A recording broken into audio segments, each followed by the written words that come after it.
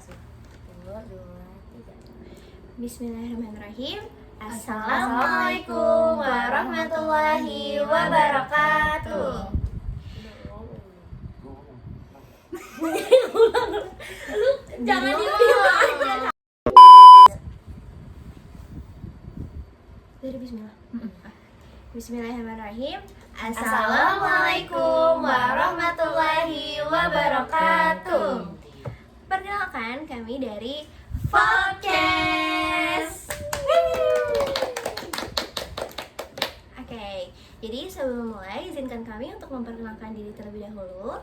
Nama saya Helen Kusumanisa dengan nomor presensi 16. Nama saya Filza Hena Arubis dari nomor presensi 14. Nah, saya Prasdini Nintias dari nomor presensi 31. Nama saya Dino Sofordin dari absen 12. Oh iya, kenapa sih nama podcast kita itu adalah podcast? Nah, jadi gini nih, kenapa nama kita podcast itu? Karena kita tuh terinspirasi dari salah satu kuliner yang ada di Vietnam, namanya tuh Pho. Terus nyambung kan sama podcast, jadi kita bikin jadi podcast. Gitu. Keren. Ya. Oke, 1, 2, 3. Nah, pada kesempatan kali ini kita akan membahas tentang rutenya Vietnam Selatan. Nah, kan kita lagi mau bahas Vietnam nih. Kira-kira apa sih yang terlintas di pikiran kalian kalau dengar negara Vietnam ini? Apa no? Coba lu dulu. Perang saudara. Nah, Itu ada benar juga sih. kalau aku Yes. jadi tuh si negara Vietnam ini tuh terkenal dengan warisan sejarahnya. Nah, terutama itu sehubungan dengan perang Vietnam ini. Gitu. Kalau kamu kan? Kalau aku sih keingetan tentang kejadian yang dimana tuh negara Vietnam terpecah belah menjadi dua. Itu aku tahu sih. Ya, yang kubu Vietnam Selatan sama apa? Utara. Vietnam Utara. Nah, itu kan perang berlangsung selama puluhan tahun ya, kalau nggak salah 20 tahun nggak sih? Iya, benar. 20 tahun, tapi aku tuh lupa kronologi kejadiannya tuh gimana sih? Iya. Aku tahu. Oh, Gimana tuh? Nah, nah jadi kronologi Vietnam ini yang tadinya cuma Vietnam aja, terus terbelah jadi Vietnam Utara dan Vietnam Selatan itu awalnya adalah dari pasca kekalahan Jepang dalam Perang Dunia Kedua. Nah, Cina, Prancis, dan Inggris itu datang ke Vietnam untuk melucuti tentara Jepang nih, ya kan? Nah, kalau Cina itu melucutinya di daerah Vietnam Utara. Nah, kalau Inggris sama Prancis itu di daerah Vietnam Selatan. Beda-beda ya berarti. Ih, kesian juga. Iya, jadi kebelah dua gitu kan. Nah, abis Inggris dan Prancis itu melucuti tentara Jepang yang ada di Vietnam, terjadilah nih konflik dari pihak sekutu. Bagaimana sih nasib dari Vietnam ini untuk kedepannya? Nah, bisa dekat gak?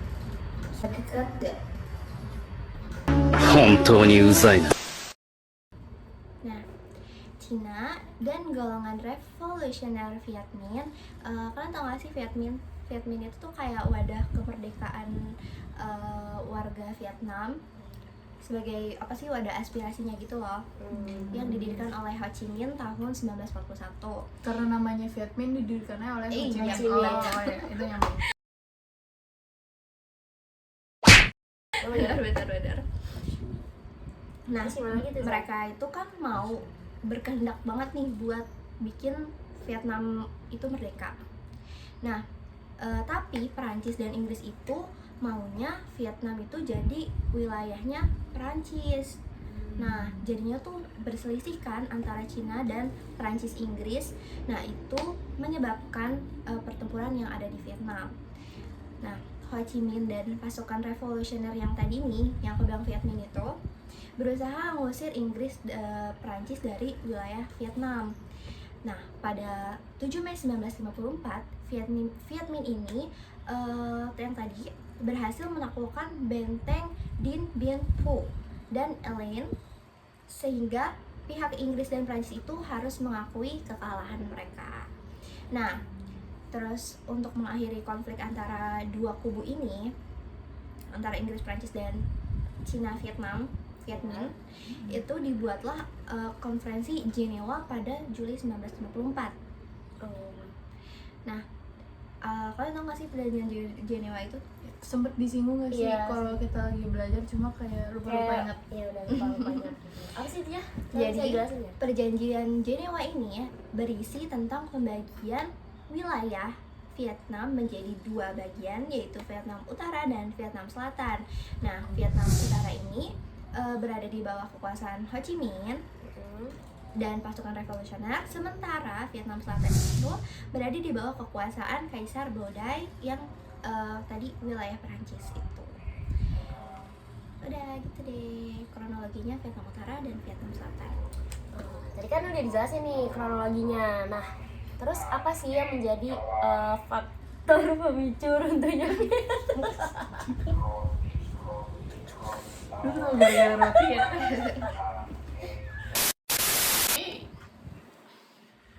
Nah, tadi kan udah dijelasin nih tentang kronologinya. Nah, lalu apa sih yang menjadi faktor pemicu runtuhnya si Vietnam Selatan ini? Nah, ya.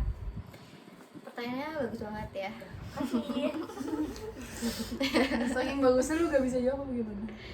Bisa nih mau dijawab. Oh, baik. Jawab. Jadi kan tadi kan udah terpecah nih antara Vietnam Utara dan Vietnam Selatan. Nah, pada perkembangannya kedua negara ini itu tuh menimbulkan yang namanya perang saudara yang disebut dengan perang Vietnam. Yang dibilangin Dino tadi ya. Iya. Ya. Aku. Oh, Dino. Dino di awal. Kita berdua. Iya.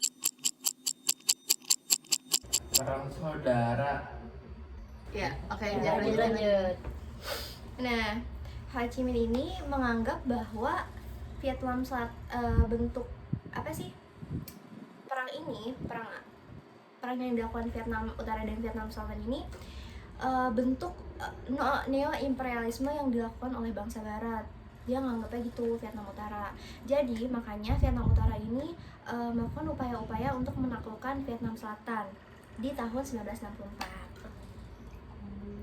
Nah, ternyata perang di antara dua kubu ini tuh gak lepas dari pengaruh blok barat siapa yo? Blok Barat Amerika Amerika Serikat. Serikat. Ya, benar. Dan ya pengaruh ideologi dari Amerika Serikat dan blok timur yaitu Uni Soviet. Nah, mereka itu saling memperebutkan pengaruh kekuasaan dan pengaruh ideologi di kawasan Vietnam. Nah, aja kan. Nah, lalu pada tahun 1964 Vietnam Utara ini membentuk pasukan gerilyawan yang dinamakan Viet Cong. Jadi udah Viet Minh sekarang. Iya, Viet Cong. Itu nama ininya ya, pasukannya yang mendominasi peperangan di Vietnam Selatan. Nah, lalu terjadilah pertempuran Tet Offensive di tahun 1968. Pasukan Viet Cong tadi yang dibuat oleh Vietnam Utara itu mampu memanfaatkan kondisi geografis untuk mengalahkan Vietnam Selatan yang Vietnam Selatan itu kan tadi dibantuin sama Amerika Serikat. Lalu pada akhirnya itulah runtuhnya Vietnam Selatan. Vietnam Selatan ini menyerah. Pasukan Vietnam Utara yang mendapatkan momentum kemenangan ini terus ngelakuin serangan terhadap pasukan Amerika Serikat dan Vietnam Selatan.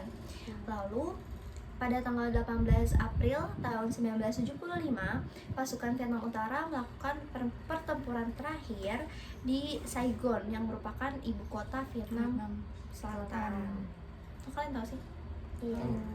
Kan Tapi tadi kan kamu sebut nyebutin Viet Cong. Kamu tahu nggak sih Viet Cong tuh kenapa asal usulnya namanya Viet Cong? Kayak tadi kan kita tahu Viet Minh karena dari Ho Chi Minh. Viet Cong tuh kenapa namanya Viet Cong? Viet Cong itu kalau nggak salah kepanjangan dari Vietnam Community. Oh, Jadi Oh, itu alah. Cong. Ya itu nama sebenarnya Vietnam Community. Oh, Gitu. oke. Baik. Itu pasukannya namanya kan tadi. Nah, pada tanggal 18 April 1975 udah lagi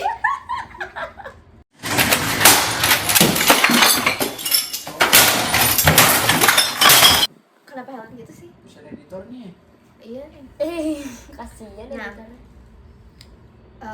Pada pertempuran Saigon itu, pasukan Vietnam ini memperoleh kemenangan penuh dan Presiden Vietnam Selatan Duong Van Minh menyerah Susah tanpa ya syarat. namanya. Iya, Duong Van Minh menyerah tanpa syarat pada tanggal 30 April 1975.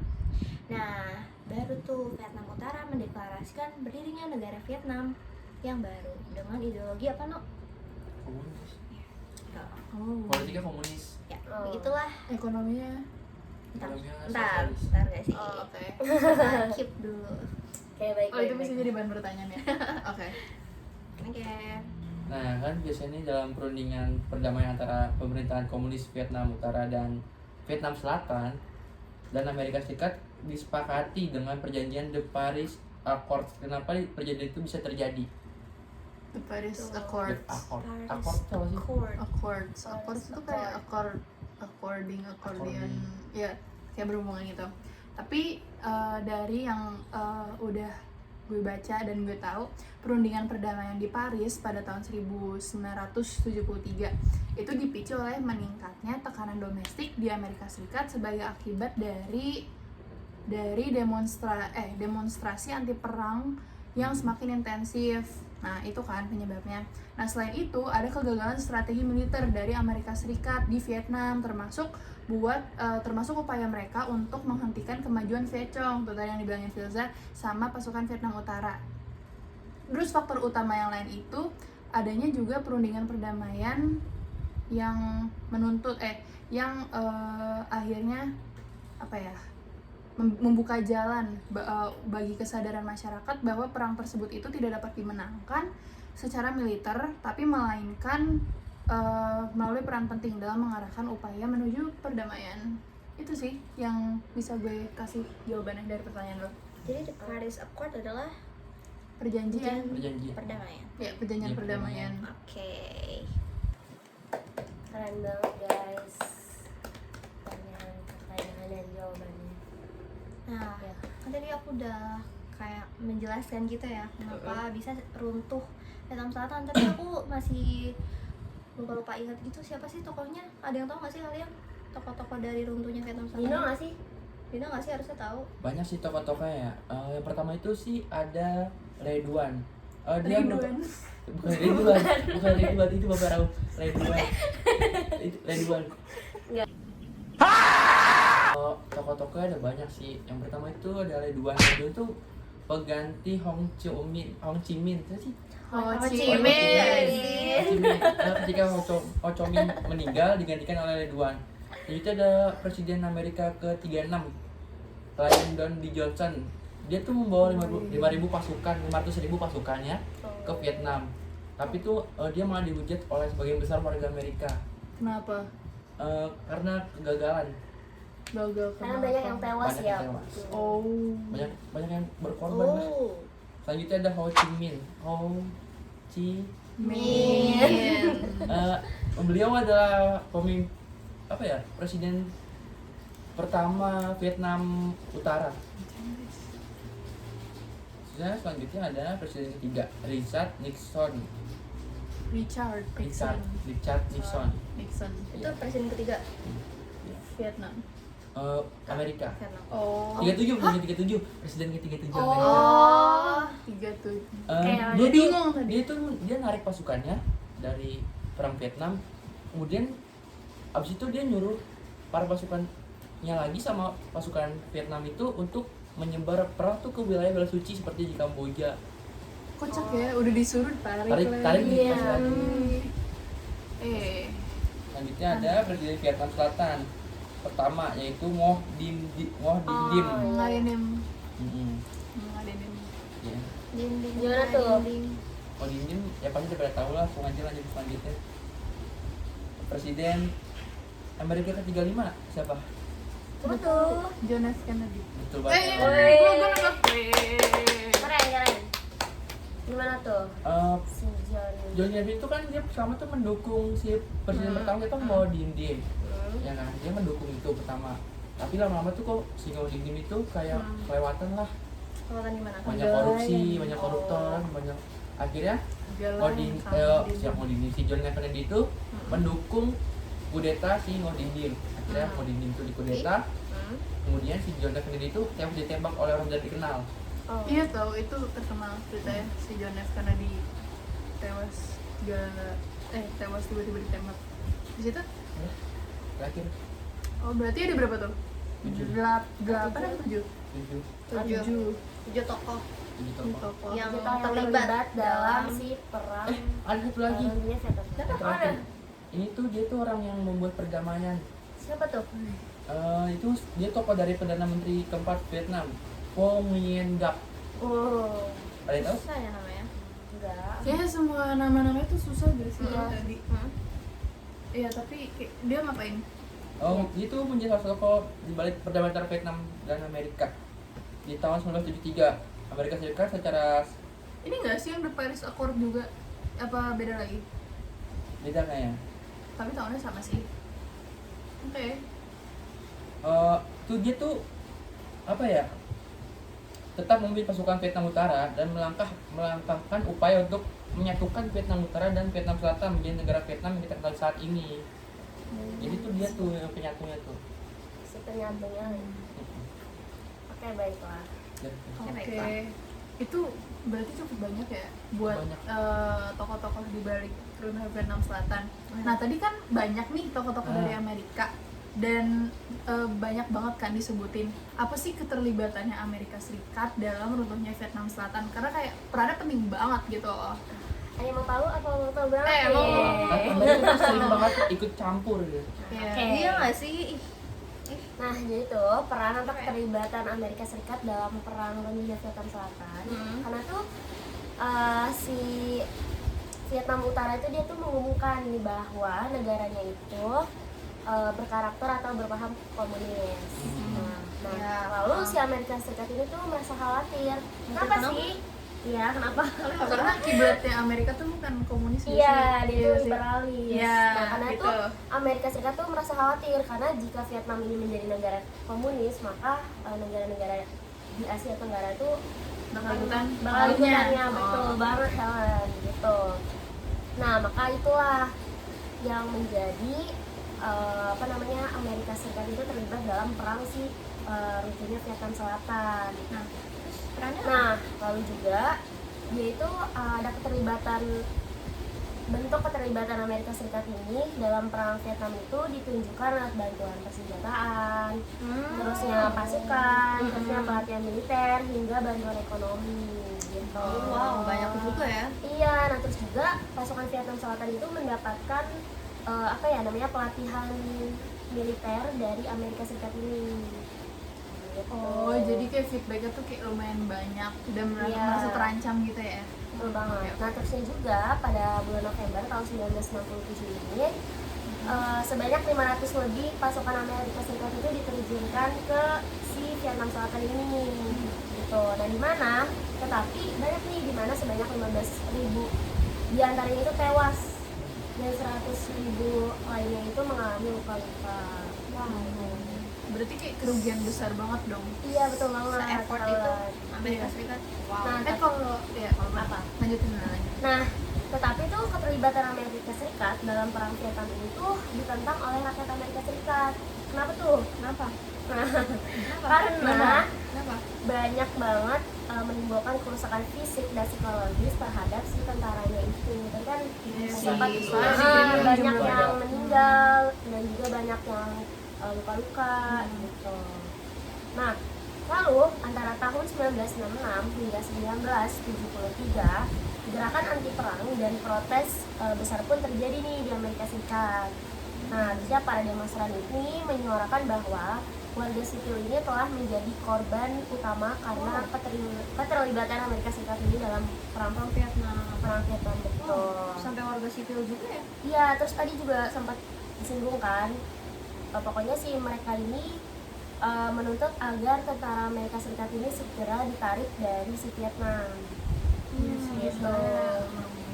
Iya, banyak banget kan tadi orang yang tewas. Nah, lalu pada tahun 1968, Amerika Serikat ini sempat mengusulkan untuk berunding sama si Vietnam Utara di Paris itu. Yang ada Paris Accord. Betul. Oh, Tetapi tetap aja nih nggak menemukan solusinya. Nah, lalu akhirnya Amerika Serikat ini menghentikan keterlibatannya dalam perang Vietnam itu pada tahun 1973. Gitu teman-teman. Tapi kan kayak ada film Rambo ya, berarti itu nyeritain juga nggak sih? Lo nonton nggak sih? Nonton, gue nonton. Itu Itu ngapain? cerita tuh tentang tentara Amerika tuh dikirim untuk terjun ke perang Vietnam Selatan. Oh. Udah itu ngapain lagi? Tapi dari POV apa? Dari Iya, POV, jadi tapi POV itu POV dari tentara Amerika. Amerika, Iya. dari tentara Amerika, bukan dari negara Vietnam itu. Tapi yang menang tuh sebenarnya siapa? Vietnam Vietnam Utara. Utara ya. Vietnam Utara. Iya, Utara. Kayak keseluruhannya Vietnam Utara. Iya. Oh. Yang menang tetap Vietnam Utara. Itu guys. Kalau sekarang nih bagaimana sih sistem pemerintahan Vietnam? Nah iya, gue penasaran tuh. Penasaran banget ya Sama aku sih, juga penasaran gara-gara banget. runtuhnya Vietnam Selatan itu jadi gimana sekarang? Tadi kan kita udah bahas juga kan, kita udah bilang kalau Vietnam itu politiknya masih komunis. Komunis. Namun Partai Komunis Vietnam telah melakukan reformasi sejak 1986 nih dengan meliberalisasi sektor ekonomi tertentu. Jadi ekonominya liberalis. Iya, Oh, bukan oke. komunis. Yang kini membuka pintu. Muka lu Sinandikno. Nah, Yang kini membuka pintu bagi investor asing mengikuti langkah Cina. Jadi ikuti Cina. Politiknya Komunis, komunis, tapi ekonominya ekonominya liberal. yang ngikutin Cina. Ya, kan? Liberalis dan Berarti ngikutin Cina karena Ekonominya terbuka ya. ekonomi jadinya. terbuka. Iya, Ekonomi betul. terbuka, betul banget. Jadi, itu ya. Bombastic side eye. Ya tapi udah cukup Criminal menjelaskan sih. offensive Sebenarnya nyontohin side Cina eye. kan juga bukan langkah yang Ya, betul juga. buruk karena Cina kan sukses, Sukses banget, dalam bidang bagian industri ekonominya. ekonomi. Iya betul banget. Nah iya itu deh. Oke. Setelah semua yang terjadi, apa sih dampak keseluruhan dari runtuhnya Vietnam Selatan? Ya, Apa ya dampaknya? Dampak dari Penasaran gak nih? mm, Oke, jadi dampak dari si perang runtuhnya No, Vietnam kalau sih, Selatan itu yang pertama itu adalah berakhirnya perang saudara. Seperti yang tadi Helen sudah jelasin ya, Iya. bahwa si perang saudara ini kan cukup lama ya, sekitar berapa tadi? 20 tahun. 20 tahun, ya benar. Iya yang gue singgung di awal itu. Iya, terus yang kedua itu juga banyak menewaskan orang ya, seperti tadi tuh banyak banget banyak banget. sekitar Tentara Amerika yang dikorbanin ya dalam ada, ribuan. betul banget.